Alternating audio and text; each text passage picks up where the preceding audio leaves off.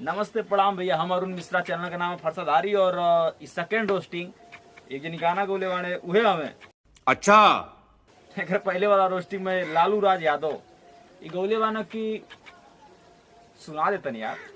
A few moments later. गाना सुनते रहिए भैया। मैं पागल हूँ।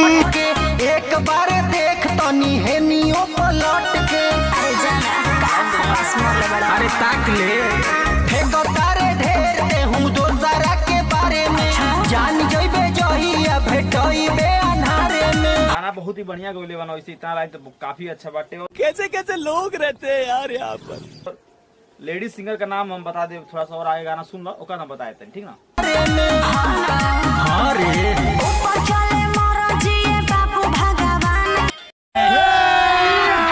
अभी मजा आएगा ना भिड़ो।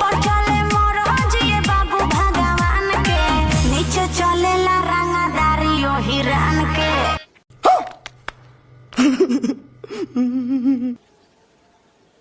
एक बार और सुनता नहीं, एक बार और।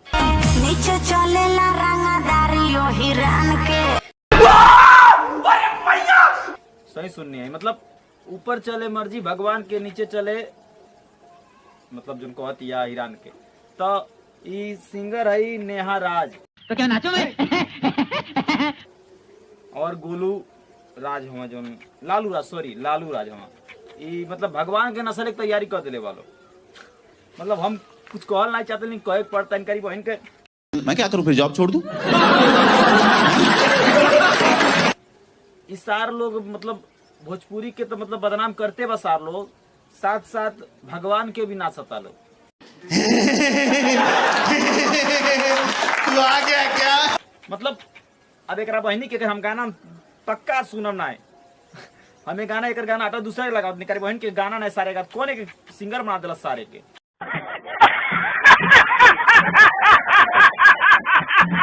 गाना दूसरा हटाओ तो नहीं। 2000 years later. भैया इन सिंगर हमें आशुतोष बौद्ध, और ये थंबनेल तो हम आप लोग के दिखाते हैं साइड में। काफी अच्छा गाना गाता ना ये, और यो भगवान नस्ल का काम के लिए बना सारा हम बताओ तनी। हम कोनो जातिवाद लेके नहीं गाओ तनी, पहला नंबर हम बताते नहीं पहले ये का गले बना सुन लो, खुद सुन लो के बाद कहिए कई बहन के का गले बस सारे सुना। सुना रे और के करा कहाला का पोएता ना गुमान बा फट फट बोला तारू सीनावा उतान बा। ऊपर चलेला मर्जी बाबू भगवान के, ऊपर चलेला मर्जी बाबू भगवान के, नीचे चलेला रंगदारी चमरान के। बहनी का ये सब गाना हमारे बार बार आता। साले का खोपड़ी तोड़ साले। जब देखो जब यूट्यूब खोले नहीं सवेरे सवेरे, मजाक नहीं करते, दिल से बताते, जब यूट्यूब खोले नहीं इस सारंग का भगवान का जब चलते बात करी माई के एक उन्हीं कब चले लगा था। हमार दिमाग पूरा आउट बाटे। बाकी यूट्यूब पर वीडियो देखल करी रोस्टिंग तो हमके आवेला ना, जैसे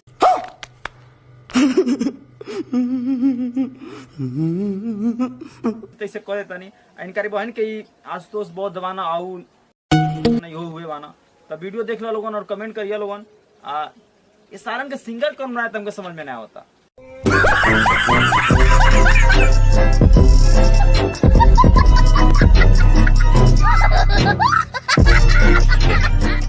ठीक बात, चलता नहीं, बाय, जय हिंद।